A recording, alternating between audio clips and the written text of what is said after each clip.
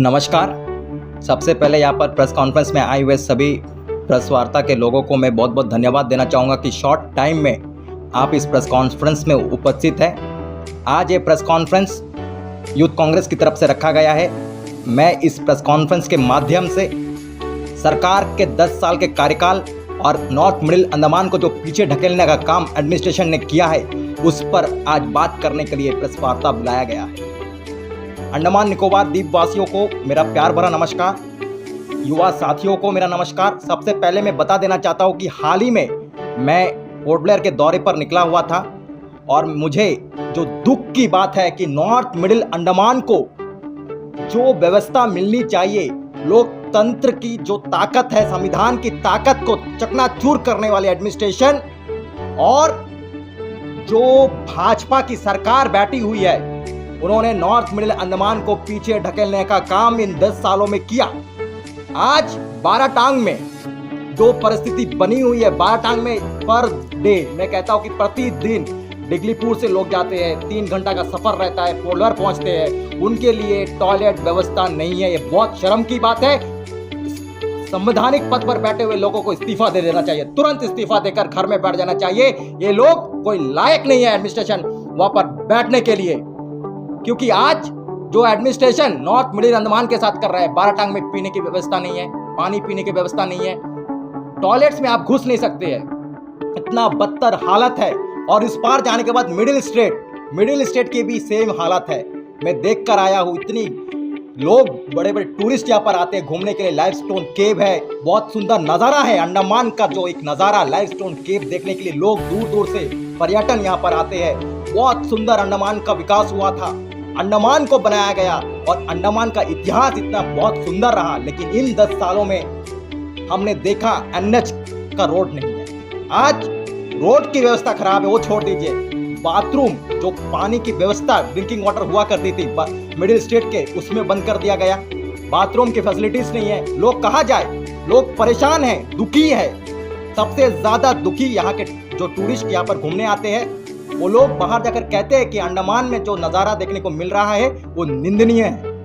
और यहाँ के लोग भी परेशान हैं, जो लोग डिगलीपुर से जाते हैं, जो लोग मायाबंदर से जाते हैं, पोर्ट ब्लेयर के लिए रवाना होते हैं, उनको भी ये फैसिलिटीज से दूर रखा गया है। तो प्रशासन में बैठे हुए लोगों को तुरंत इस्तीफा देने चाहिए, क्योंकि ये लोग बैठने के लायक नहीं है। मैं समझता हूँ कि सरकार कहती है कि हमने इन 10 सालों में बहुत सारा कार्य किया। मैं एक एक काम को गिनाने के लिए आज आपके सामने आया हूँ।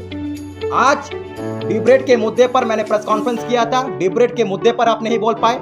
कितनी शर्म की बात है कि अंडमान निकोबार पुलिस ने रात के समय में महिलाओं को डिटेन किया, आपने उस पर जवाब नहीं दिया। आपने एनएच के मुद्दे पर नहीं बताया, आपने मणिपुर पर नहीं बोला, आपने हाथरस के मुद्दे पर नहीं बताया, आपने अंडमान में जब कोरोना के समय में लोग मर रहे थे तब आपने जवाब नहीं दिया, तब आपके पार्टी के लोग नजर नहीं आए। लेकिन इन 10 साल में जो दुख और तकलीफ नॉर्थ मिडिल अंडमान को झेलना पड़ा, उसके लिए जिम्मेदार सिर्फ और सिर्फ भाजपा है। और मैं कहता हूं कि ये प्रशासन जो यहाँ पर कर रही है, नॉर्थ मिडिल अंडमान को पीछे ढकेलने का काम कर रही है, उसका जवाब एडमिनिस्ट्रेशन को देना चाहिए। आने वाले समय में कुछ दिनों में चुनाव है, मैं चुनाव के लिए यहाँ पर बैठा नहीं हूँ साथियों, दोस्तों। दुखी हूँ कि आज जो प्रशासन कर रहा है नॉर्थ मिडिल अंडमान के साथ, स्टाफ नहीं है। मैं बार बार कहता हूं कि स्कूल में टीचर नहीं है। मैंने हाल ही में प्रेस कॉन्फ्रेंस किया था कि मेडिकल में स्टाफ नहीं है। मैंने हाल ही में प्रेस कॉन्फ्रेंस किया था कि डिगलीपुर से मायाबंदर जो कॉलेज बस दिया गया था उसको भी बंद कर दिया गया। आपके ही सरकार ने, आपके ही प्रशासन के लोगों ने administration north and middle Andaman को पीछे ढकलने का काम किया। पंचायत को खत्म कर दिया गया, आपने आवाज नहीं उठाया। आज जितने भी कार्य हुए, जितने भी 10 सालों में, आपने 10 साल का कार्यकाल आपका खत्म होने जा रहे वाला है। आने वाले समय में अप्रैल में चुनाव होगा। इस कार्यकाल में आपने नॉर्थ मिडिल अंडमान को पीछे ढकलने का काम किया। आप जवाब दीजिए। मैं डिबेट करने के लिए चैलेंज करता हूं, जितने भी बड़े लीडर है भाजपा के, मैं चैलेंज करता हूं कि आप डिबेट में आइए और मैं हर डिबेट का सवाल का जवाब दूंगा प्रेस कॉन्फ्रेंस के माध्यम से। सारे मीडिया को इन्वाइट करता हूं कि इस डिबेट में आप भी रहिएगा और सामने भाजपा के कोई भी लीडर को बुला दीजिएगा। मैं निखिल दास चैलेंज करता हूं कि आप आइए और हर सवाल का जवाब आप दीजिए।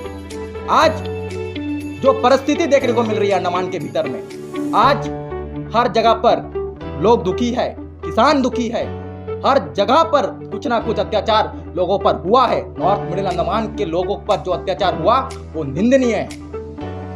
और पोलर सिटी की बात करते हैं, पोलर में भी वही दिशा और निर्देश देखने को मिला।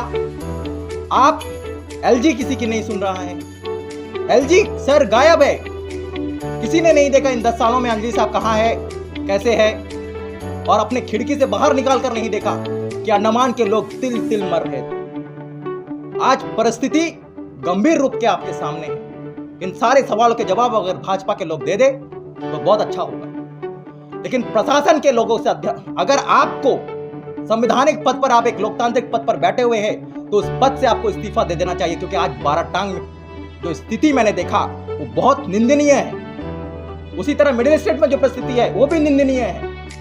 इस तरह की घटनाएं सामने आ रही है कि आपने नॉर्थ मिडिल अंडमान को पिछड़ा कर दिया, आपने नॉर्थ मिडिल अंडमान के लोगों की हत्या कर दी, मेरे भारत मां की हत्या कर दी। यानी कि आपने किसान परिवार के साथ धोखा किया, आपने गरीब तत्व के लोगों के साथ धोखा किया, आपने बिजनेसमैन के साथ धोखा किया, आपने स्टूडेंट के साथ धोखा किया, आपने सारे लोगों को धोखा धोखा और धोखा दिया।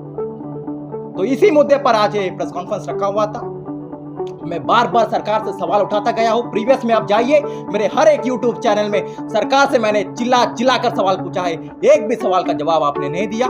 आशा और उम्मीद है कि आप सवाल का जवाब जरूर देंगे। बहुत बहुत धन्यवाद। भारत माता की जय, वंदे मातरम।